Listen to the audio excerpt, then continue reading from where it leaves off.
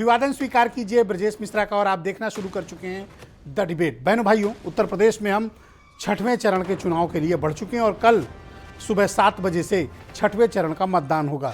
बलरामपुर से बलिया तक फैले इस इलाके में मुख्यमंत्री खुद चुनाव मैदान में हैं। समाजवादी पार्टी की तरफ से उनके दिग्गज नेता और बीजेपी छोड़कर गए स्वामी प्रसाद मौर्य और कांग्रेस के प्रदेश अध्यक्ष अजय कुमार लल्लू भी इस क्षेत्र से चुनाव मैदान में हैं। इसके अलावा आधा दर्जन कैबिनेट मिनिस्टर भी बीजेपी के इस क्षेत्र से चुनाव लड़ रहे हैं। निश्चित तौर पर यह क्षेत्र जो नेपाल बॉर्डर की तराई इलाके से लेकर बिहार बलिया बॉर्डर तक लगा हुआ है, क्या होगा इस क्षेत्र में और इस क्षेत्र के मतदाताओं ने क्या तय किया है? कल जब 7 बजे मतदान पड़ेगा, मुद्दे क्या होंगे? इधर के इश्यूज बाकी 5 चरणों के मुकाबले कैसे अलग हैं?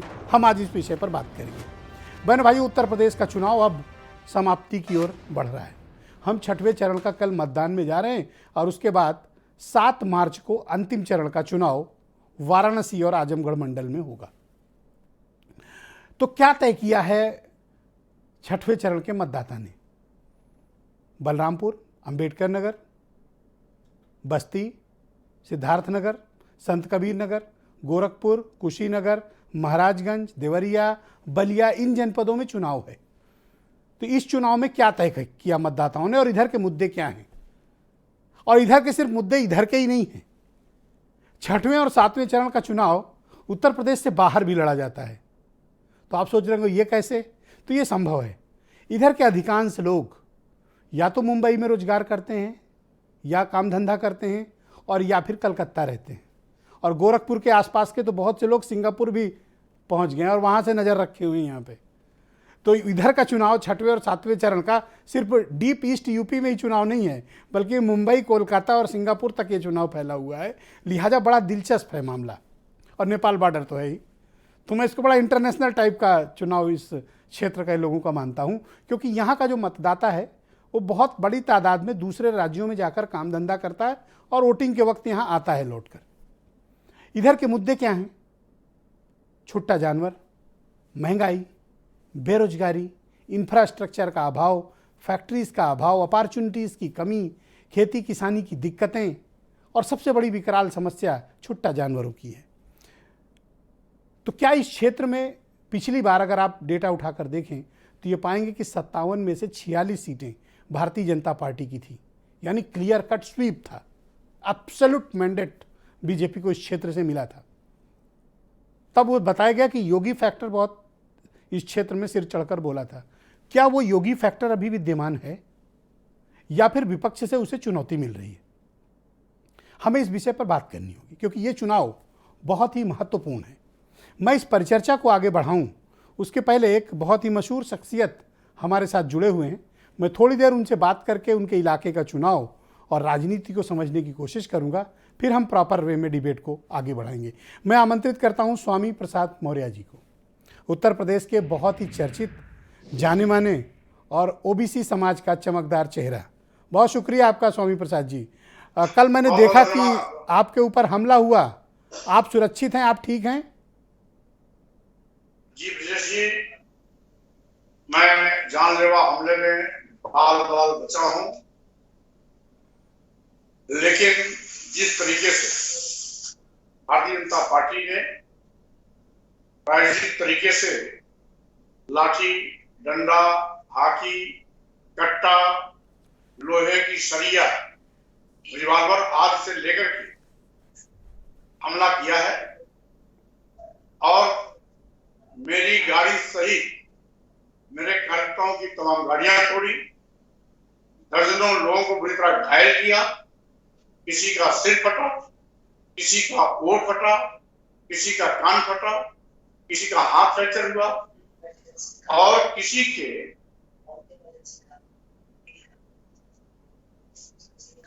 जी स्वामी प्रसाद जी, ये घटना हुई कैसे और अचानक ये हमले जैसी स्थिति क्यों उत्पन्न हुई? देखिए, आप बोले, हम लोग सुन रहे हैं। आप बोलिए, हम लोग सुन रहे हैं।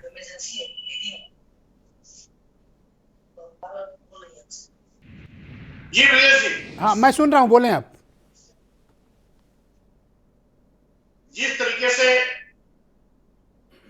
भारतीय जनता पार्टी में गुंडा राज का नाच तो देखने को मिला, उससे लोकतंत्र शर्मसार हुआ है। ये हमला स्वामी प्रसाद मौर्य पर नहीं बल्कि लोकतंत्र पर हमला था। जिस तरीके से लाठी, डंडे, सरिया, रिवाल्वर, कट्टा जी और पत्थर के बड़ी बड़ी गिट्टियों के माध्यम से इन्होंने सामूहिक रूप से हमला बोला है। तो स्वामी प्रसाद जी, ये अटैक आप पर हुआ क्यों, कारण क्या है? देखिए, यह कहीं ना कहीं भारतीय जनता पार्टी अपने संभावित हार से बौखलाई हुई है।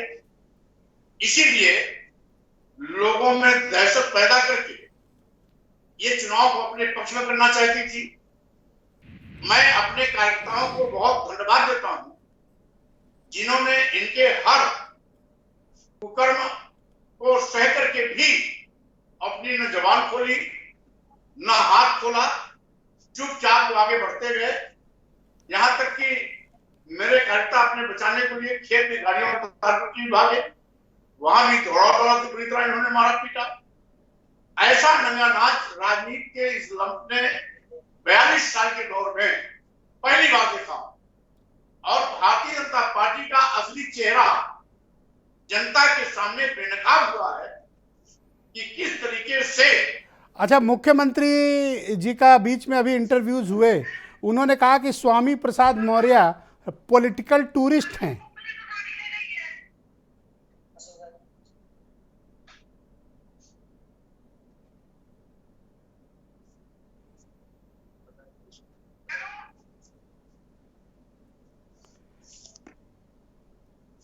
आप मुझे सुन पा रहे हैं स्वामी प्रसाद जी?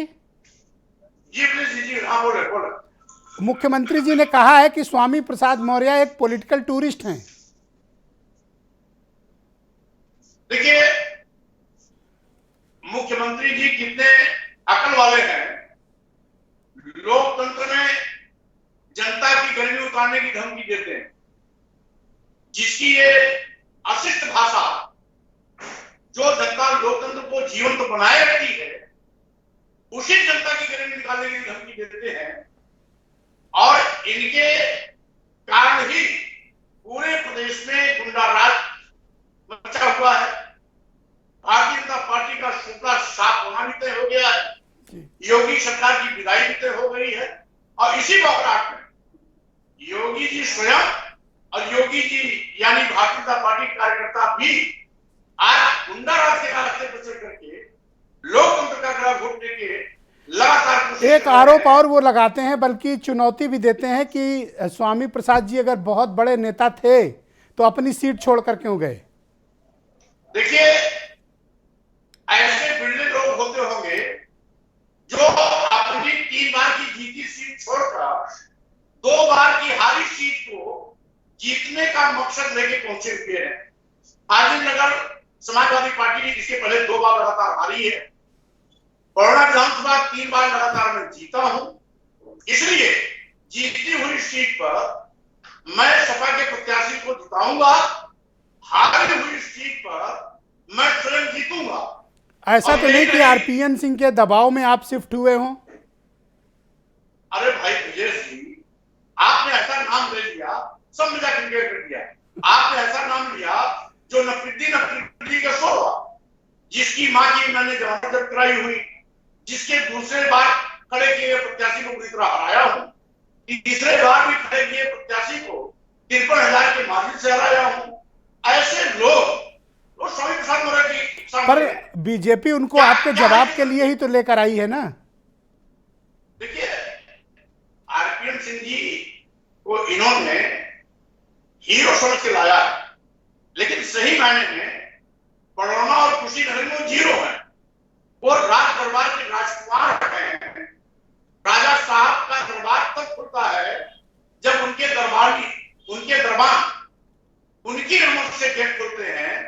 उसके अलावा कोई चिड़िया चुप नहीं करती, कोई कार्यकर्ता वहां जा नहीं सकता। और स्वामी प्रसाद मौर्य 24 घंटा कार्यकर्ताओं के बीच रहते हैं, तो स्वाभाविक रूप से जो जमीन पर रहता है जनता भी उसके साथ रहती है। अच्छा, तो लोकल अगर पॉलिटिक्स से नहीं हट के रहता अब थोड़ा सा स्टेट की पॉलिटिक्स पे बात कर लेते हैं।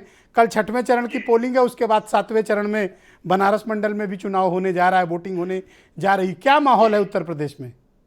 देखिए, उत्तर प्रदेश में जिस तरीके से पूर्व में हुए 5 चरणों के चुनाव में बीजेपी का शुक्ला साफ हो रहा है, उसी बौखलाहट के चलते अंतिम 2 चरणों के चुनाव में योगी सरकार और उसके गुर्गे हर प्रकार के कुकर्म करके मतदान अपने पक्ष में करवाने की मंशा से लगातार दहशत पैदा कर रहे हैं। तो लेकिन उत्तर प्रदेश की जनता जी योगी सरकार को नकार दिया है। 10 मार्च को परिणाम आएगा तो योगी सरकार का शुक्ला साफ होगा।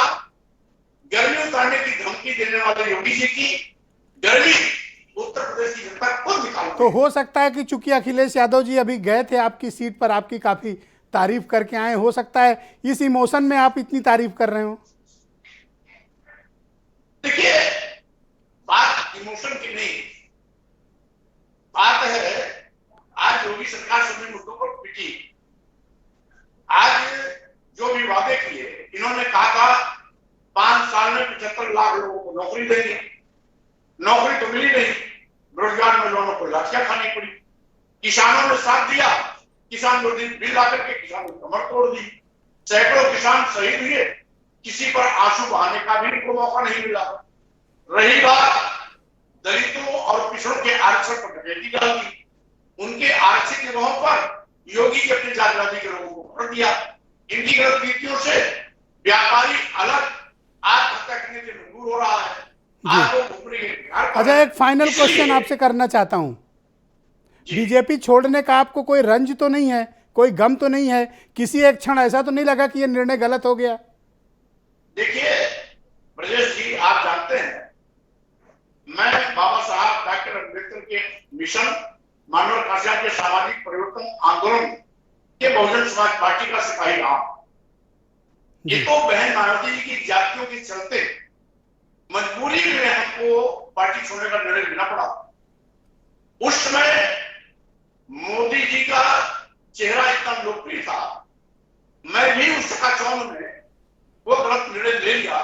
वहां जाने के बाद देखा, 5 साल में रहकर के मैंने परखा कि भारतीय जनता पार्टी का जो असली चेहरा है वो क्या है।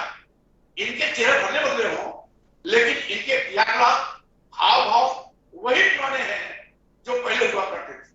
और यहां तक कि योगी सरकार ने जात-पात का वो निर्णय किया कि इन्होंने अपराधियों के खिलाफ कानूनी कार्रवाई करने में भी जाति देखी।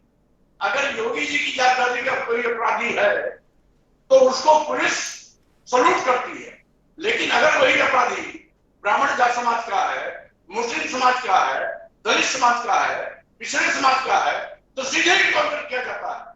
आखिर जात-पात के नंगा नाच योगी जी का कब तक चलेगा?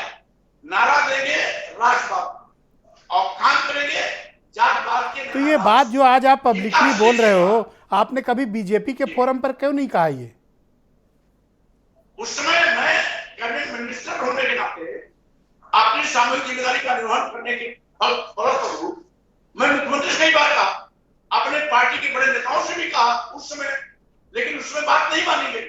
और जब देखा कि मेरे कहने का कोई मतलब नहीं है तो मुझको भी यहाँ नहीं रहना चाहिए। नतीजा हुआ, मैंने इस्तीफा दिया। ऑलराइट, बहुत बहुत शुक्रिया आपका स्वामी प्रसाद मौर्य जी, अपना बहुत कीमती वक्त इस व्यस्तता में देने के लिए आपका बहुत बहुत धन्यवाद।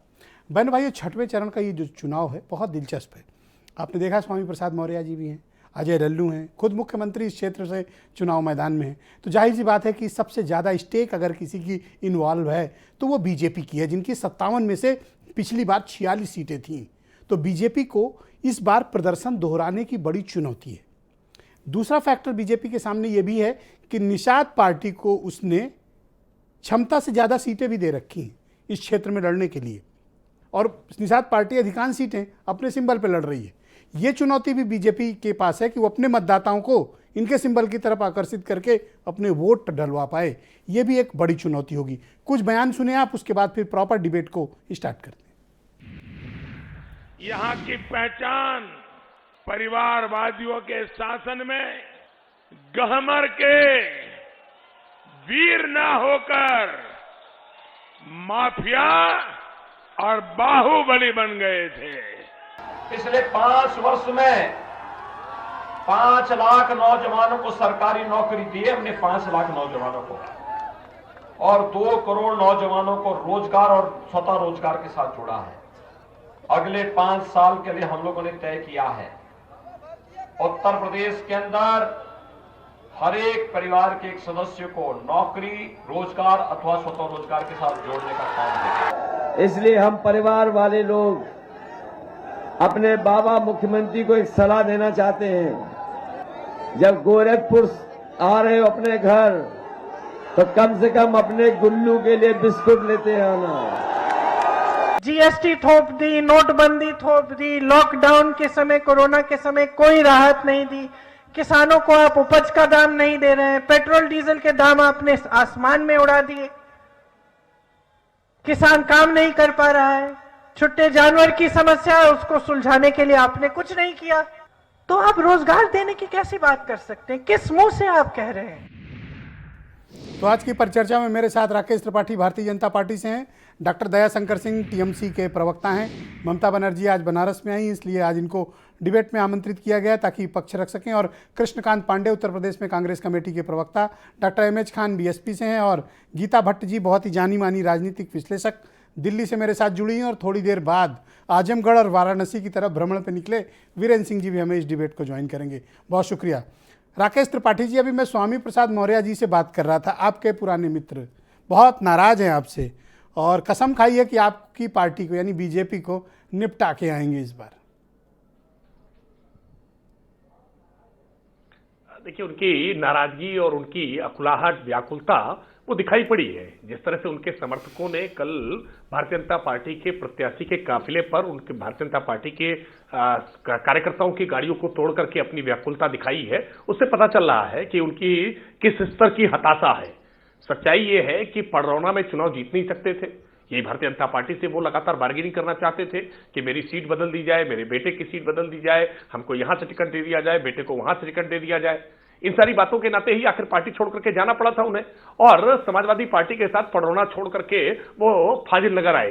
लेकिन फाजिल नगर में स्थिति बुरी है, ये बात स्वयं स्थापित हो रही है तमाम वीडियो से कि किस प्रकार से 5000 नंबर सीरीज की गाड़ियां कितनी बड़ी संख्या में लेकर के वहां वो गए, बाहरी लोगों के प्रभाव से जाकर के वो चुनाव को प्रभावित करने का प्रयास कर रहे हैं। यही स्वामी प्रसाद जी, मुझे याद है 2019 के चुनाव में जब बदायूं में यही कर रहे थे, तब तो आप उनका बड़ा व्यापक सपोर्ट कर रहे थे।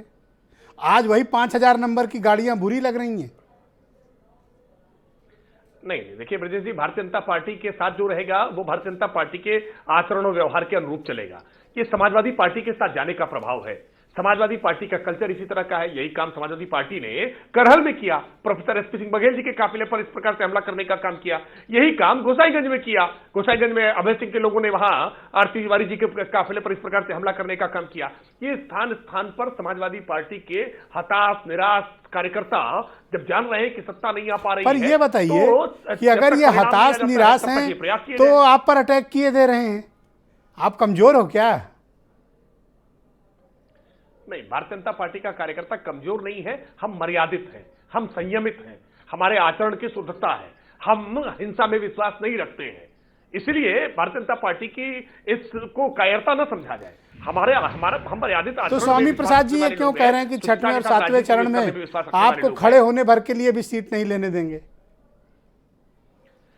देखिए, हम मुद्दे के आधार पर बात करने वाले लोग हैं और हम मुद्दे के आधार पर चाहते हैं जी। देखिए, कल जब 6वें चरण का जहां चुनाव हो रहा है ब्रजेश जी, अगर एक ध्यान से अगर उन सीटों को आप देखेंगे तो आपको बलरामपुर दिखाई पड़ेगा, सबसे पहला जिला जहां पर सरयू नहर परियोजना का प्रधानमंत्री जी ने उद्घाटन किया है। 42 वर्षों से लंबित थी, डबल इंजन की सरकार ने उसको पूरा करने का काम किया है। 25 लाख मीट्रिक टन अनाज के उत्पादन की संभावना बढ़ती है, 50,000 करोड़ रुपए किसानों के खाते में पहुंचेंगे। चुनाव हम नहीं जीतेंगे तो क्या सपा जीतेगी? हमने आज पिपराइज की चीनी मिल चालू करने का काम किया है, मुंडेरवा की चीनी मिल चालू करने का काम किया है, वहीं पर कल वोट पड़ेगा। ये किसान जिनके चीनी मिलें दोबारा चालू हुई है वो भाजपा को वोट करेंगे। तो बाढ़ की समस्या, बाढ़ का पीड़ितों का इधर का पूरा एरिया है जो बाढ़ की समस्या से पीड़ित है, महंगाई, छुट्टा पशु, जॉब्स, ये भी तो इशू हैं, इस पर भी तो वोट पड़ेगा। नहीं, बिल्कुल बिल्कुल बिल्कुल बाढ़ की तुलना करेगा ना कि पहले पिछले 5 वर्षों में बाढ़ की संभावनाएं क्या रही है और उससे हानि क्या हुई है, और उसके पहले 5 वर्षों में बाढ़ की संभावनाएं क्या रही है। ऐसा करता हूं कि आपके मित्र में ये बातें तो बिल्कुल डॉक्टर एमएच खान से पूछ लेता हूं, क्योंकि उनको भी इस क्षेत्र का काफी आइडिया है। खान साहब, ये तो राकेश त्रिपाठी जी जो आपके दोस्त हैं, ये तो बता रहे हैं सब वोट इन्हीं को मिल रहा है। थोड़ा रोशनी डालें आप इनके ऊपर। इन्होंने अपने बयानों में कहा है और हर वक्त कहते रहते हैं कि हमने 4 लाख नौकरी दी और दिया, वादा किया था 70 लाख की। अब अभी मुख्यमंत्री जी बोल रहे हैं हमने 5 लाख नौकरी दी। अरे भाई, कितना झूठ बोलोगे आप देखिए, पूर्वांचल के सारे लोग, ज़्यादातर लोग जिनको नौकरी नहीं मिली है, जिनको काम धंधा नहीं है, कोई कलकत्ता जा रहा है, कोई चंडीगढ़ जा रहा है, कोई बम्बई जा रहा है, कोई सबसे बड़ी समस्या पूर्वांचल की ये है। अभी ये सरयू परियोजना की बात कर रहे थे कि 5 साल पहले किसी ने नहीं किया, तो राकेश त्रिपाठी जी आज मान लीजिए इसी मंच पर कि राजनाथ सिंह जी थे, उन्होंने कुछ काम नहीं किया, कल्याण सिंह थे, उन्होंने भी कुछ काम नहीं किया, और गुप्ता जी थे, उन्होंने भी कुछ काम नहीं किया। ये तीनों मुख्यमंत्री आपके नाकारा साबित हो गए आपके बयान से। आप परियोजनाएं जब चलती हैं तो सरकार उसको आगे बढ़ाती हैं। जैसे हमने गंगा एक्सप्रेसवे का शिलान्यास किया, हमारी सरकार नहीं रही, आज आपने दोबारा उस पर पट्टी लगाई और आपने गंगा एक्सप्रेस। अच्छा, ये जो आपके पुराने सलाहकार अभी पार्टी के हैं थे ना, स्वामी प्रसाद जी बीएसपी से होते हुए, राकेश त्रिपाठी के घर से होते हुए आजकल समाजवादी पार्टी में, बड़े गंभीर बात कह रहे थे, सुना? बड़ा दबाव बना गए वो। नहीं, दबाव कुछ नहीं बना गए। उनकी बेटी कह रही है कि हम तो भारतीय जनता पार्टी में हैं, नहीं ये निकाल पा रहे हैं, वो नहीं निकल पा रही हैं। नहीं, कल तो बेटी ही बीजेपी को भला बुरा कह रही थी। बीजेपी कह रही और थी, राकेश त्रिपाठी का मुंह नहीं खुला उस पे। देखिए, बीजेपी को बुरा भला कह करके और न निकलना, आपको हम गाली दें आपके स्टूडियो में बैठ करके, आपके वहां फिर बिरयानी भी हम खाएं, सारा सत्ता ले रहे हैं हम। क्यों, आप तो अक्सर ऐसा करते हो, मुझे भला बुरा कहते हो, फिर मैं चाय भी पिलाता हूँ आपको। नहीं, आज तो आपको स्वागत मैं करूंगा, बहुत बढ़िया से स्वागत करना चाहता हूँ, हार्दिक दिल से करना चाहता हूँ कि आज नीले नीले हो गए आप, आपका ऑफिस भी नीला नीला हो गया। अच्छा, मतलब मेरे ड्रेस पे कह रहे हो आप? आपको भी पता चल गया कि बहुजन समाज पार्टी की सरकार आ रही है, नीले झंडे की सरकार आ रही है। बहुत शुक्रिया आपका। मैं कृष्णकांत पांडे जी को आमंत्रित करता हूँ। आजकल तो कपड़े भी देख के पहनने पड़ते हैं, क्योंकि अयोध्या में आज कुछ कांड हो गया है, तो बड़ा देख सुन के कपड़े भी पहनने पड़ेंगे। ओके, कृष्णकांत पांडे जी, 6वें चरण का चुनाव है जी, और आपके मित्र राकेश त्रिपाठी जी दावा कर रहे हैं कि सब वोट उनका है, आपको भी कुछ हाथ आएगा? नहीं, राकेश त्रिपाठी जी ने अभी कहा, किसी पार्टी का जिक्र किया, मैं नाम नहीं लूंगा, कि वह अपने अनुरूप वह पार्टी कार्य करती है। तो निश्चित रूप से राकेश त्रिपाठी जी की जो पार्टी है, उस पार्टी के प्रवक्ता हैं, तो यह अपने अनुरूप, यानी झूठ का द ग्रेट, एकदम उसके एकदम टॉप तक पहुंचने का जितना झूठ बोल सके, 403 में अगर 500 सीट भी जीत सकने का ही दावा करे तो हमें आश्चर्य नहीं होगा। यह चुनाव घनघोर पूर्वांचल में होने 2 चरणों का जा रहा है, जिसे हम कहेंगे घनघोर पूर्वांचल। और गोरखपुर पांडे जी, क्या बताऊं, कलकत्ता और बंबई से इतने फोन आ रहे हैं जी कि जितने लोग यहाँ नहीं लड़ रहे उससे ज्यादा वहां लड़ रहे हैं। अरे आपका सुन रहा था, सही, हमारे भी कई रिश्तेदार सिंगापुर में रहते हैं, मलेशिया में रहते हैं, वहां से लोग पूछ रहे हैं कि क्या हो रहा है उत्तर प्रदेश में। अन्य प्रांतों का पता नहीं पूछ रहे हैं कि नहीं, लेकिन उत्तर प्रदेश का जरूर पूछ रहे हैं इस तरह से। लेकिन उत्तर प्रदेश की जनता और विशेषकर गोरखपुर की जनता, वह इंतजार कर रही है कल के दिन का कि ऑक्सीजन सप्लाई बंद होने से जो बच्चे मरे, उनका बदला कब लिया जाए, कैसे लिया जाए। यह गोरखपुर की जनता इंतजार कर रही है, बाबा का इंतजार कर रही है। बनारस की जनता इंतजार कर रही है कि मां गंगा के आंचल को रामनामी मानकर अपने आप को ढांपती हजारों लाशें, उसका क्या किया जाए, उसका कैसे जवाब दिया जाए। लोकतंत्र में जवाब, पर ये तो वोट कहने सब इन्हीं को है। वो तो कह ही रहे, मैं तो कह दिया ना कि 500 सीट जीत रहे हैं, उनकी बात तो छोड़िए राकेश जी की। जो प्रवासी भारतीय, जिसमें हमारे उत्तर प्रदेश का उलझन क्यों है राकेश त्रिपाठी से आपको जी? इतनी उलझन क्यों है आप? मुझे राकेश त्रिपाठी से तो कोई उलझन ही नहीं है, क्योंकि राकेश त्रिपाठी से जब हम 5 साल नहीं घबराए, राकेश त्रिपाठी के पार्टी के खिलाफ हम 5 साल लगातार लड़ते रहे।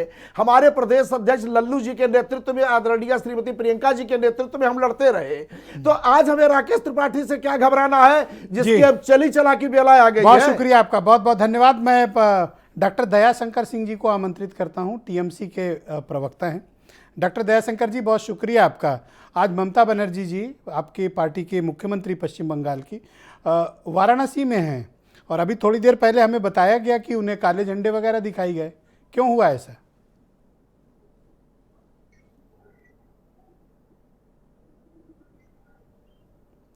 डॉक्टर दयाशंकर जी, मेरी आवाज़ पहुंच रही है आप तक? ओके, हम उन्हें वापस कनेक्ट करने की कोशिश करेंगे। मैं रुक करता हूं सीधे दिल्ली का। गीता भट्ट जी मेरे साथ इस वक्त मौजूद हैं। गीता जी, बहुत बहुत धन्यवाद, आपने अपना कीमती वक्त निकाला। मैं आपसे जानना चाहता हूं कि दिल्ली में बैठकर आप उत्तर प्रदेश के चुनाव को किस प्रकार से आकलन करती हैं और आप लोग वहां से कैसा देख रहे हैं यूपी का चुनाव? जी ब्रजेश जी, सबसे पहले तो धन्यवाद कि आपने मुझे अपने कार्यक्रम में आमंत्रित किया। इको हो रहा है, अगर उसको आप जी मैं ठीक कराता हूं, आप दें। प्लीज कंटिन्यू करें। देखिए देखिए दिल्ली में बैठे बैठे अभी जो हम उत्तर प्रदेश का चुनाव देख रहे हैं, तो इस चरण में लगभग 2 करोड़ तो मतदाता हैं और आप देख ही रहे हैं कि 600 से ज़्यादा तो प्रत्याशी उतरे हुए हैं। ऐसे में जो बात ध्यान में बार बार आती है कि इतना ज़्यादा अदला बदली जो हो रखी है प्रत्याशियों की, जो कि पिछले चुनाव में किसी और पार्टी में थे, उससे पिछले चुनाव में किसी और पार्टी में थे। अभी आपने स्वामी प्रसाद मौर्य जी का इतना अच्छा उनका जो है आपने इंटरव्यू लिया, तो वो जहाँ से चुनाव लड़ रहे हैं वहीं से जो इलियास अंसारी, जो समाजवादी पार्टी के पिछले 30 वर्षों से वहाँ पार्टी के लिए काम कर रहे थे, उन्हें अल्टीमेटली जाके बसपा में जो है टिकट लेके चुनाव लड़ना पड़ रहा है। और ऐसे बहुत से उदाहरण देखने को मिलते हैं।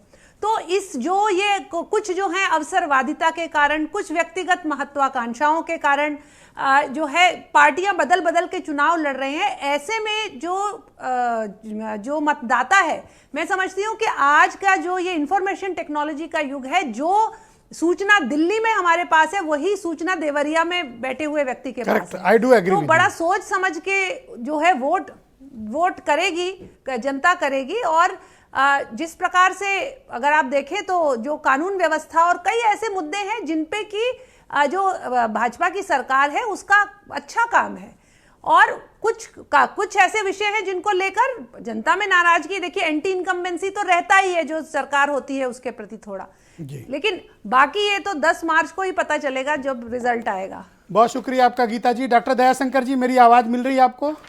जी जी जी, बहुत स्वागत आपका। आज ममता बनर्जी जी वाराणसी में हैं, पश्चिम बंगाल की मुख्यमंत्री, और उनको काले झंडे वगैरह दिखाए गए, क्या ये बात सही है? जी जी, दिखाए गए। कौन लोग थे ये? के द्वारा हिंदू युवा वाहिनी के लोग रहे होंगे। अभी तो सरकार यहाँ इनके ये बताएंगे कि कौन लोग थे। अभी तक तो उनको गिरफ्तार किया जाना चाहिए था। और दीदी ने कहा था कि सच्चे को चुनिए, अच्छे को चुनिए, और ये बंगाल में जाकर कहा करते थे कि परिवर्तन होगा। हम लोग कहा करते थे परिवर्तन का ज्ञान थोड़ा बढ़ा लीजिए, पूरे देश में परिवर्तन होगा। और दीदी ने वादा किया था कि जब चुनाव अदर स्टेटों में होंगे तो मैं अपने वादों को निभाऊंगी और वाराणसी में आऊंगा। और आज दीदी वाराणसी में है और कल संभवतः तो जब चुनाव समाजवादी पार्टी और बीजेपी के बीच हो रहा है, टीएमसी का क्या काम है बीच में? जी, टीएमसी का दीदी ने, हमने कहा कि सच्चे और अच्छे को चुनिए।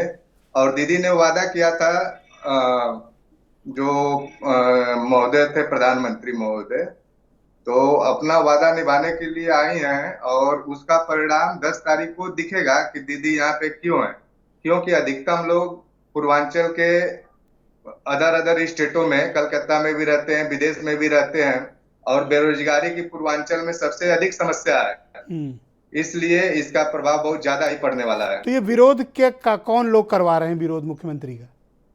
अब विरोध तो ये यहाँ की प्रशासन क्लियर करे कौन करा रहे हैं, दुनिया जान रहा है कि कौन करा रहा है। पर एक राज्य की मुख्यमंत्री हैं, महिला मुख्यमंत्री हैं, उनकी सुरक्षा पर भी ध्यान दिया जाना चाहिए।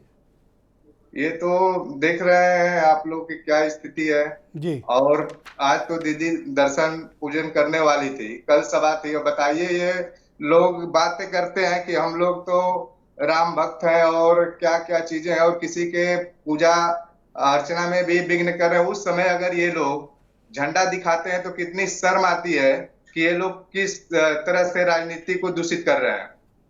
और ऐसा तो होना नहीं चाहिए था, क्योंकि दीदी का जो कार्यक्रम था दर्शन पूजा पाठ करने का था, और इस दौर झंडा दिखाना और किस तरह के हिंदुत्व की बात करते हैं और अपने धर्म के खिलाफ कैसे ये लोग कार्य कर रहे हैं, तो ये देश की जनता देख रही है। और इसका जवाब जो है कल जो है 10 तारीख को दिखेगा। ऑलराइट, बहुत शुक्रिया आपका। बहनों भाइयों, इस चरण के चुनाव को लेकर हमने एक प्रश्न क्यू ऐप पर पूछा, हमारे साथ दयाशंकर जी बने रहिएगा कि छठवें चरण में पूर्वांचल की पब्लिक किन मुद्दों के आधार पर मतदान करेगी, ये सवाल हमने कू ऐप पर पूछा ताकि ये स्पष्ट हो सके कि पब्लिक ओपिनियन इस तरह के मुद्दों को लेकर क्या रहती है कि छठे चरण में पूर्वांचल की पब्लिक किन मुद्दों पर मतदान करेगी। तो समीर पाठक लिखते हैं कि ये चुनाव लाभार्थी बनाम नुकसानार्थी असल मुद्दा है, लाभार्थी बनाम नुकसानार्थी। और शैलेश यादव लिखते हैं कि जातियों की गोलबंदी ही सभी पार्टियों का गुल खिलाएगी। और विवेक शर्मा लिखते हैं कि पिछड़ा होने के कारण पूरब का चुनाव जाति आधारित ही होगा। इस बात में काफ़ी सच्चाई है कि जातिवाद काफ़ी चल रहा है। मैं सीधे रुख करता हूँ राकेश त्रिपाठी का। राकेश जी, अभी मैंने विपक्ष के प्रवक्ताओं से बात की, वो आपके तर्कों, आपके तथ्यों और आप द्वारा दिए गए जो भी डेटा हैं और कार्य हैं उससे सहमत नहीं है। अगर वो सहमत हो जाते तो शायद भारतीय जनता पार्टी ज्वाइन कर ली होती और भारतीय जनता पार्टी के सदस्य हो जाते हैं। वो अभी विपक्ष में है, इसीलिए विपक्ष में ही रहेंगे, वो सत्ता पक्ष में नहीं आ पाएंगे।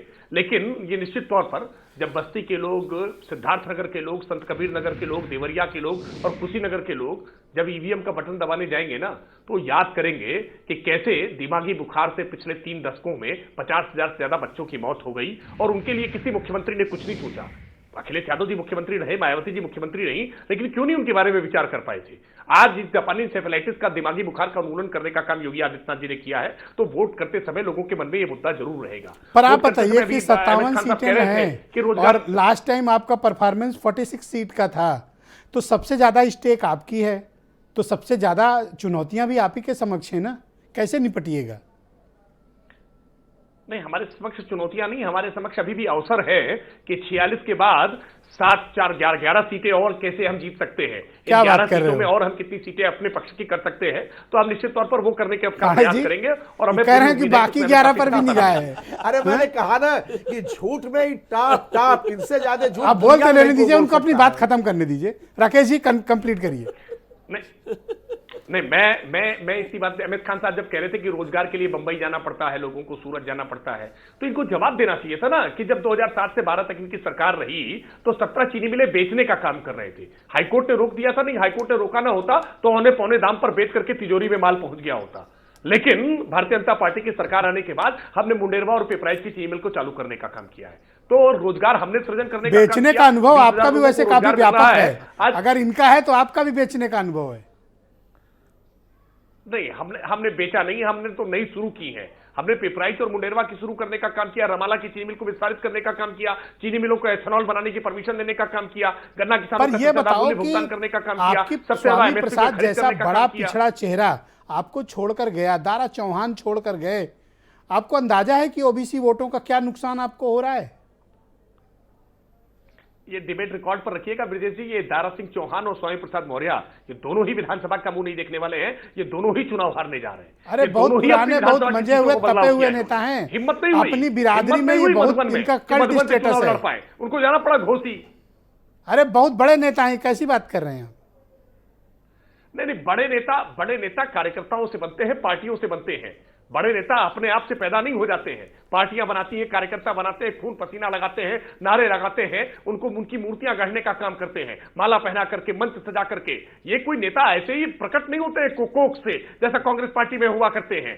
नेता बनने के लिए तो इनको रोकने के लिए फिर आपके क्या हाल है? पांडे जी एक सेकंड रुक जाओ, आ रहा हूं ना। इनको रोकने के लिए इतना क्यों छटपटा रहे थे फिर कि न जाए स्वामी प्रसाद, न जाए दारा चौहान? आज आपको मिट्टी लग रहे हैं। जब आपके यहाँ थे तो आप कहते थे 24 कैरेट हैं, आपके यहाँ है काउंटर पे तो बहुत अच्छे, दूसरे काउंटर पे गए तो मिट्टी। हम तो उत्तर प्रदेश की उन्नति चाहते हैं। उत्तर प्रदेश की उन्नति में जो भी अपना योगदान करना चाहे उसका योगदान चाहते हैं। हम चाहते थे कि दारा सिंह चौहान हमारे साथ रहकर योगदान करें, स्वामी प्रसाद मौर्य हमारे साथ रहकर योगदान करें, लेकिन अब वो उनको ज्यादा बेहतर पसंद था, वो समाजवादी पार्टी पहुंच गए। हमारे यहाँ तो सम्मानित स्वामी प्रसाद मौर्य थे, वहां जाते ही उन्होंने अपने आप को नेवला बताना शुरू कर दिया कि मैं नेवला हूं। भाई अब तो ये तो उनका दुर्भाग्य है ना। हम उनको बड़े नेता के तौर पर, उनको पार्टी के एक अच्छे नेता के तौर पर स्थापित करने का काम कर रहे थे, उनकी एक राष्ट्रीय छवि बनाने का प्रयास कर रहे थे। कौन सा बना दिया था नेता? 5 साल बर्फ में लगा के रखा उनको। नहीं, ऐसा नहीं है, उनको श्रम मंत्री बनाया था। हाँ, उन्होंने श्रम करने का सबको पता है उत्तर प्रदेश में श्रम मंत्री होने का क्या मतलब होता है। अगर आप आप सवाल पूछ रहे थे उनसे, श्रम मंत्री के तौर पर आपने क्या क्या किया। अब लंबे आंकड़े गिना देते कि श्रम विभाग ने कैसे आमूलचूल परिवर्तन करने का काम किया, दशकों में जो काम तो नहीं उसका हुआ क्रेडिट वो वो खुद लेते हैं। हमने करने का काम किया। नहीं तो यही तो काम करने की स्वतंत्रता हमारे यहाँ है ना। ये मायावती जी की तरह की पक्की पार्टी नहीं थी ना कि वहां किसी को स्वतंत्रता नहीं है काम करने की, या अखिलेश जी की तरह की नहीं है ना कि परिवार की बस सब कुछ चलाएगा। अब आप मायावती जी को नहीं सिखा सकते कि वो कैसे राजनीति करें। मायावती जी को आप नहीं सिखा सकते। खान साहब ये तो गंभीर बात कह गए राकेश त्रिपाठी, हो सकता है गलती से उनके मुंह से निकल गया हो। एक कहावत गांव देहात में सुना होगा आपने, हम द्वितीय नास्ती है। आपने सुना होगा, मेडिकी को जुकाम हो जाता है। तो राकेश त्रिपाठी की ये हैसियत हो गई है कि बहन कुमारी मायावती जो 4 बार की मुख्यमंत्री हैं उनके ऊपर कमेंट करें तो इनको खुद विचार करना चाहिए। बेचा तो आपने BSNL, बेचा आपने लखनऊ का एयरपोर्ट, बेचा आपने हवाई जहाज, बेचा आपने पूरे देश को बेच दिया। आप बेचने में कहा एक नंबर माहिर हो भाई, आप तो सारा देश बेचे दे रहे हो। किसको छोड़ोगे आप?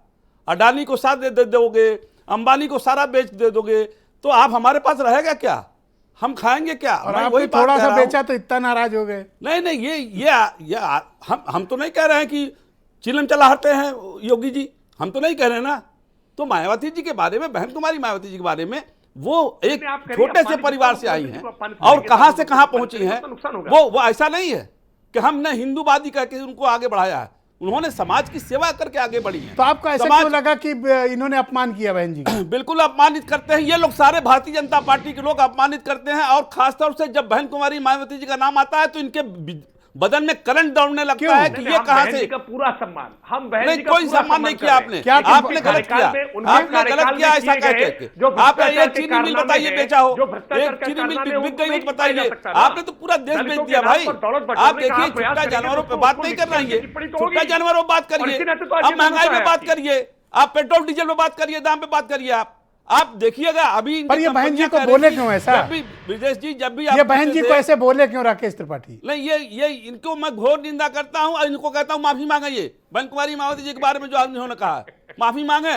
अगर स्वस्थ परंपरा रखना वो तो हंस रहे हैं, अगर हंस रहे हैं, हंसेंगे नहीं। ये भारतीय जनता पार्टी की तरीका दिखाई दे रहा है आपके चैनल पर। ये उल्टी सीधी बातें कर रहे हैं और शर्म नहीं आ रही है। हंस रहे हैं बेशर्मों की तरह से, बेशर्मों की तरह से हंस रहे हैं। हंस रहे हैं बेशर्मों की तरह से, इनको शर्म भी नहीं आ रही है। क्यों हंस क्यों रहे हैं? सच्चाई नहीं कि हंस क्यों रहे हैं? चिलम वाला बात नहीं कही ना, मैंने तो चिलम वाली बात नहीं कही। मैंने तो ये नहीं कहा कि नरेंद्र मोदी जी अपनी पत्नी को छोड़ दिए। हम तो नहीं, आप व्यक्तिगत आरोप इस तरह की बातें मत करिए। आप कह रहे हैं, आप बातें मत करिएगा, आप बातें मत करिएगा। आप बताइएगा, आप बताइए अपना काम के बारे में बताइए, अपना काम बताइए, अपना बताइए, महंगाई बताइए, ये सब चीजें मत बताइए। बहुत भैया 12वीं पास करके इंटर में नहीं जाते हम लोग। पर इन्होंने बहन जी के लिए ऐसा कहा क्यों? नहीं जाते। प्रधानमंत्री आवास हमने दिए अभी इनको इतनी कमी नहीं है कि 12वीं पास करके इंटर में आदमी जाता है। आपके समय में 12वीं पास करके BA में जाता है, BSc में जाता है। पर ये नाराज क्यों है बहन जी से इतना?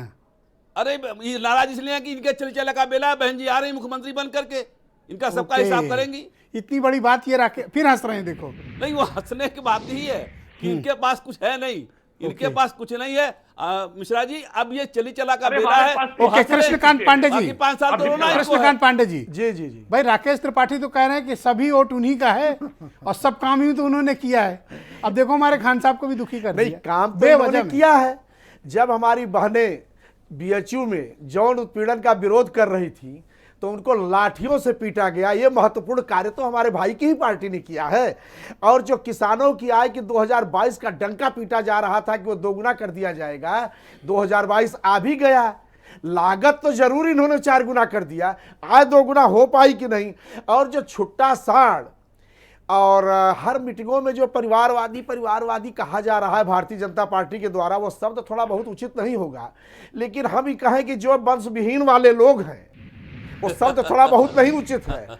यह क्या जाने कि छुट्टा जानवर क्या होते हैं, खेती भी होती है कि नहीं होती है, इनको यह ज्ञान नहीं है कि छुट्टा जानवरों से कितना गाय, जिंदा गाय इस उत्तर प्रदेश में दफनाई गई है, जिंदा गाय इस उत्तर प्रदेश में दफनाई गई है। यह गाय के नाम पर व्यवसाय करने वाले, वोट लेने वाले, जिंदा गाय बांदा से लेके कई जगहों पे मैं प्रूफ आपके पास खुद क्या ये मुद्दा है पांडे जी चुनाव में? ये हिंदू विरोधी है, धर्म विरोधी है, सारे धर्मों के विरोधी है, किसान विरोधी विरोधी हैं, नौजवान विरोधी हैं। और जहां तक बेचने का सवाल है, देखो हिंदू वाली पिच पर ये विराट कोहली हैं, सारे उस पिच पर इनसे ना भिड़ो, लोगों को बुला लिए। कुछ और मुद्दे उठा लो। 1.25 लाख रुपया उस समय यूक्रेन से भारत का किराया इसलिए था कि एयरलाइंस इन्होंने बेच दिया था और हमारे बच्चे वहां फंसे हुए हैं। अच्छा, एक काम करता हूं, उत्तर प्रदेश पांडे के जी और लखनऊ के और तमाम जिलों के। ऑलराइट, मैं सीधे आपको वाराणसी लेकर चलता हूं। वीरेंद्र सिंह जी हमारे स्टेट हेड आजकल जनता के दर्शन के लिए निकले हुए हैं, भ्रमण पर हैं, डीप ईस्ट यूपी में हैं, इस वक्त वाराणसी पहुंच रहे हैं। बहुत शुक्रिया आपका वीरेंद्र जी। क्या माहौल चल रहा है 6वें और 7वें चरण में? आज तो मैंने देखा आपने जनता से काफ़ी कुछ बात की, पब्लिक से भी मुखातिब हुए, क्या चल रहा है लोगों के मन में? देखिए ब्रिजेश जी, ये चुनाव अपने अंतिम दौर में है और अब ये कल गोरखपुर का जो इलाका है ये मंडल का वो निपट जाएगा, बस्ती मंडल हो जाएगा। अब इस समय हम लोग खड़े हैं आजमगढ़ में, रानी की सराय एक जगह है जहां पर थोड़ी देर पहले एक बीजेपी के अरविंद शर्मा नेता हैं, उनकी सभा चल रही थी। ये आजमगढ़ 10 सीटों वाली विधानसभा है, 10 यहाँ हैं। इसमें से सिर्फ एक बीजेपी के पास थी, 4 बहुजन समाज पार्टी ने जीती थी और 5 सीटें समाजवादी पार्टी के पास है। यहाँ से अखिलेश यादव सांसद हैं और जो लड़ाई है वो हर तरफ समाजवादी पार्टी और बीजेपी की है। बसपा 4 सीटें जीती थी, लेकिन इस बार वो कितनी जीतेगी इसका अंदाजा मुश्किल है, क्योंकि गुड्डू जमाली जो लगातार 2 चुनाव जीते थे मुबारकपुर से, वो भी अब बहुजन समाज पार्टी में नहीं है। अंबेडकर नगर इससे सटा जिला है, मऊ है, उधर बनारस है, उधर गाजीपुर है। ये जो बेल्ट है ये बड़ी लड़ाई कांटे की इसलिए है कि एक तरफ अखिलेश यादव, एक तरफ बनारस में मोदी बैठे हैं और एक कोने पर उधर योगी आदित्यनाथ हैं। यहाँ मैंने पूछा लोगों से, भाई सांड से कौन नुकसान है, खेत बाड़ी सुरक्षित है? लोग कह रहे हैं कि भैया सब बर्दाश्त है, लेकिन अब की आजमगढ़ में कुछ चमत्कार करना है। अब कैसे चमत्कार होगा ये 10 तारीख को पता लगेगा। मायावती के प्रतिनिधि के तौर पर खान साहब बैठे हैं, ये राकेश त्रिपाठी से लड़ रहे थे। ये जानते नहीं कि चुनाव बाद बहन जी राखी बांध देंगी, सब गुस्सा खत्म हो जाएगा। और ये बात लोग जानते हैं, भाई मिठाई खिला देगा बहन को। अरे तो क्या हुआ, खान साहब भी त्रिपाठी जी से दोस्ती कर लेंगे, उसमें फिर क्या बात है? लेकिन अभी का तो मसला अभी का है ना। ये अभी राकेश त्रिपाठी ऐसा कैसे नहीं कर सकते इनको? नहीं, देखिए अब तो सियासत में सब जायज चल ही रहा है। उधर कहते हैं साहब सांड है, बुलडोजर है, इधर कहते हैं साहब गुंडों की पार्टी है, अपराधी है, माफिया है, महिलाओं के साथ अत्याचार है, कानून व्यवस्था है। प्लीज हाँ, प्लीज नहीं, मैं कह रहा हूँ पत्रकारिता करिए ना। हाँ, बोलने दीजिए जी को बोलने दीजिए। नहीं बोलने दे रहा हूँ, मतलब ये भाई के बारे में ऐसी बात नहीं कहना चाहिए। मैं टाइम दूंगा आपको, ऐसी बात नहीं कहना चाहिए। मैं टाइम दूंगा आपको जी। बोले वीरेंद्र जी। कैसी बात? बात सिर्फ इतनी है, आदमी मर गया उसकी बात कर रहे हो, आप राखी की बात कर रहे हो, आप भारतीय जनता पार्टी की तरफदारी, समाजवादी पार्टी की तरफदारी कर रहे हो, आप बहुजन समाज पार्टी को कमतर आंक रहे हो, तो ये तरफदारी नहीं है क्या? पत्रकारिता थोड़ा ही है। हाँ तो बोलने तो दीजिए। अरे भाई जब अरे नहीं, एक सेकंड खान साहब के पास तो भाई जब 19 सीट है तो क्या राकेश जी रुकिए जाएगी? है ना 19 सीट। अरे रुक तो जाओ भाई, डिबेट क्यों खराब भाई? हाथी टाइम दूंगा आपको, रखना। हाथी दुबला पतला हो गया है। ये जरूर है कि बहुजन समाज पार्टी का रोल अहम हो रहेगा, लेकिन वो सरकार बहुमत की बना सकते हैं क्या? इस बात को कोई मानेगा? इस बात को तो खान साहब भी जान रहे हैं। इस प्रदेश में लड़ाई जो है, लहर है, वो सीधी है और बहुजन समाज पार्टी उसका त्रिकोण है। मैं तो कह रहा हूं कि आजमगढ़ में 4 सीटें बसपा को मिली थी 10 में से, अब वो 10 में से 4 सीटें वो रिटेन कर लें। अगर जब इनके विधानमंडल दल के नेता थे गुड्डू जमाली, वो चले गए, तो अब बताइए आप कितनी सीटें जीतेंगे? देखिए कुल मिला के बात इतनी है कि उत्तर प्रदेश के मतदाता ने अपना मन बना रखा है, वो वोट देता चला आ रहा है। लड़ाई अब आके सिमट गई है अंतिम चरण में। कल छठा चरण हो जाएगा, 7 तारीख को बनारस का और मिर्जापुर मंडल और ये आजमगढ़ मंडल निपट जाएगा। 10 तारीख को फैसला, आज 2 तारीख है ना, 8 दिन तो बचा। इस प्रदेश में नई सरकार बनने का जो ऐलान होगा वो 10 तारीख की शाम को, इस टाइम तो उत्तर प्रदेश में सरकार की तस्वीर साफ हो जाएगी। 12-11 बजे तक तस्वीर जैसे दिन में ही टिकट साफ हो में- जाएगी।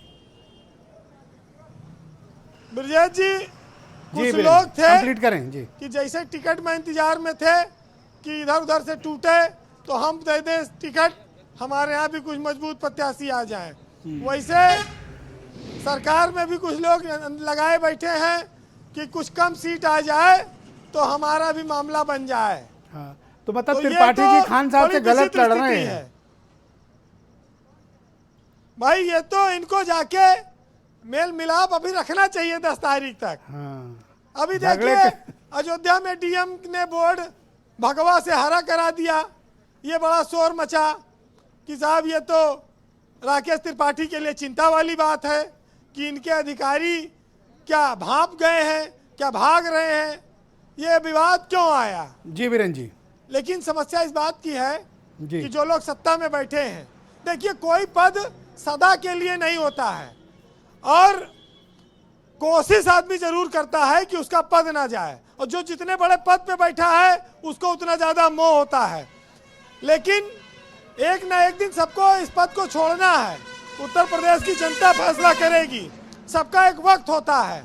मायावती 4 बार मुख्यमंत्री बनी, मुलायम सिंह कई बार बने, अखिलेश यादव बने, अब योगी आदित्यनाथ हैं। अब जनता उत्तर प्रदेश की किसे बनाएगी ये 10 तारीख को पता चलेगा। जी। बहरहाल मीडिया से नेता चाहते हैं कि हमारे पक्ष में बोलें, सत्ता चाहती है हमारे खिलाफ न बोलें, अब बोलेगी तो तमाम उसके पास हथकंडा है। तो कवि, पत्रकार, साहित्यकार ये करें क्या?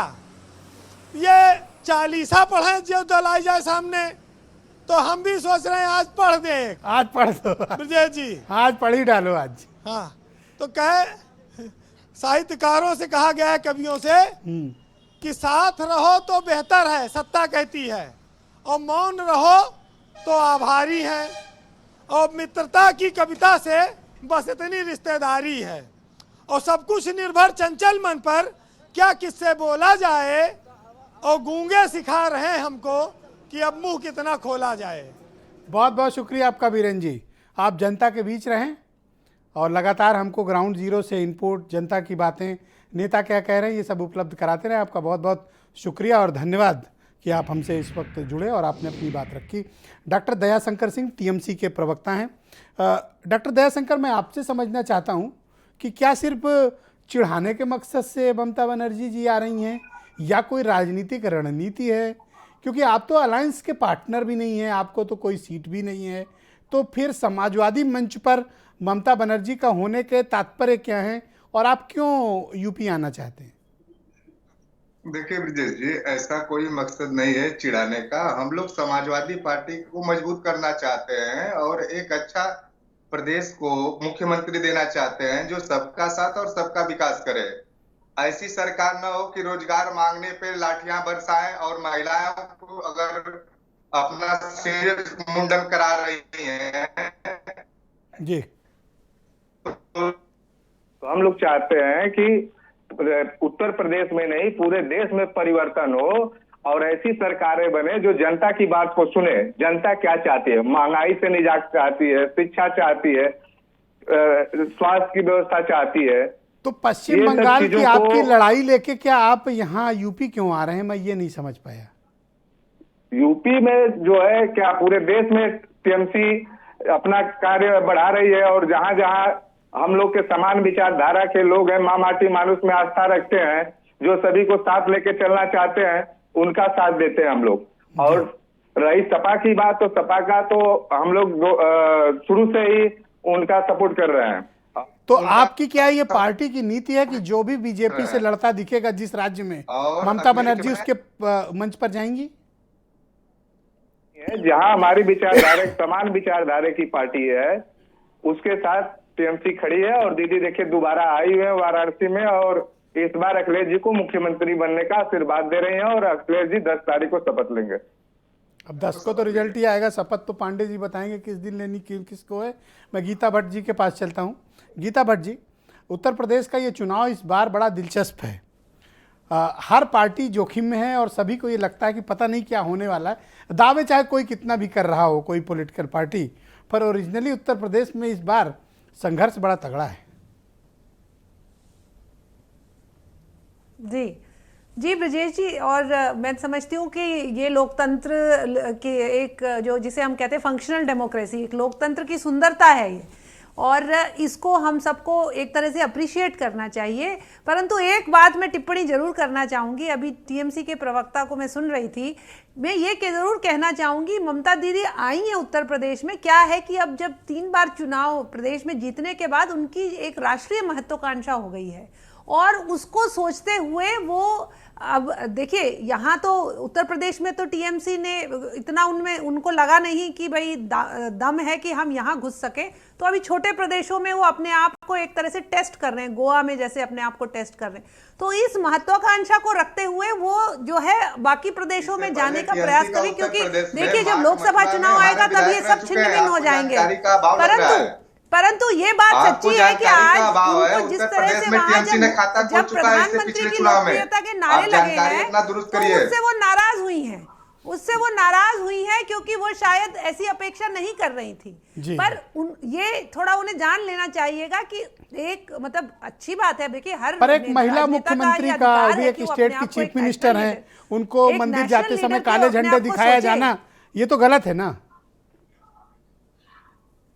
देखिए काले झंडे अब वहां किसने दिखाए, ये तो किसी ने देखा नहीं, जिसने भी दिखाए वो गलत है। या तो ये भी बात चीफ मिनिस्टर, उनके सम्मान का ध्यान रखना। काले झंडे देखिए काले झंडे, कोई जब राजनेता होता है, देखिए वो एक जब आप एक मुख्यमंत्री के रूप में कहीं जाते हैं, अगर अपने राज्य में, अगर दूसरे राज्य में जाते हैं, अगर आपको कोई काले झंडे दिखा रहा है, तो ये जरूर समझ लेना चाहिए कि आपकी जो मतलब आपको किस प्रकार से वहाँ के जो लोग हैं, आपको किस प्रकार से वो देखते हैं, वो कहीं ना कहीं उसका भी एक तरह से जो है। थैंक यू मैडम, बहुत शुक्रिया आपका। मैं राकेश त्रिपाठी जी को मौका देता हूं कि वो चाहें तो खान साहब से अपनी दोस्ती वापस बहाल कर सकते हैं। गो एहेड। देखिए बात दोस्ती बहाल करने की नहीं है, मैं तो फिर यही बात कहूंगा कि कल छठे चरण का जब चुनाव होगा तो कुशीनगर का अंतर्राष्ट्रीय एयरपोर्ट सबको याद आएगा कि कैसे भारतीय जनता पार्टी की डबल इंजन की सरकार बनती है। तो कुशीनगर में अरे आपने खान साहब का हिसाब देना है, कामों का नहीं। चाहे तो अखिलेश यादव जी टिकट कटा सकते हैं, अखिलेश जी चाहे तो उससे टिकट कटा सकते हैं, क्योंकि उनके देश छोड़ने की चर्चा बहुत है, तो वो छठे चरण से ही चाहे तो अपनी विदाई ले सकते हैं, अंतर्राष्ट्रीय एयरपोर्ट से फ्लाइट पकड़ सकते हैं, प्रचार करते हुए जाए। बहन जी के बारे में आप कुछ नहीं बोलोगे आप? लेकिन नहीं, देखिए बसपा की जो करतूतें रही हैं, काली करतूतें रही हैं, वो उत्तर प्रदेश की जनता जानती है। उत्तर प्रदेश की जनता काली करतूतें? क्या काली करतूतें भाई खान साहब? अब इनको तो काली करतूतें हाथरस में दिखाई, काली करतूतें मिलों को बेच रहे थे, ये कोई हाथरस में दिखाई देती, हाथरस में काली करतूत दिखाई देती भारतीय जनता पार्टी की, कि 2:30 बजे रात में हिंदू मैथोलॉजी हमने गिरफ्तार करके जेल भेजा, तेल डाल के जला दिया, गिरफ्तार करके जेल भेजा। और अच्छा, जलाने के बाद, रेप करने के बाद, और देखिए यहाँ पर अभी उन्नाव में क्या किया इन्होंने। अरे भैया जो अपराधी तुम्हारे चली का बेला है, तुम्हारा काम खत्म हो चुका है भाई राकेश जी। अरे अभी मऊ वाले सांसद को आपने बर्खास्त किया कि नहीं किया? देखिए कानून व्यवस्था आपने चौपट कर दिया, नहीं अतुल राय को बर्खास्त कर दिया कि नहीं कर दिया? बजरंगबली अली किया आपने, ये काली करतूत कौन सी है? जो संविधान के खिलाफ काम होता है, संविधान का जो शपथ ले लेता है वो 80-20 नहीं करता है, वो सबका हो जाता है। अगर डाकू है तो उसका भी मुख्यमंत्री है, अगर साधु है तो उसका भी मुख्यमंत्री है। आप किसी के बारे में इस तरह से आप कहेंगे, आप उस तरह की बातें भाषा इस्तेमाल करेंगे जो जनता में काली करतूतें शब्द क्यों इस्तेमाल किया इन्होंने?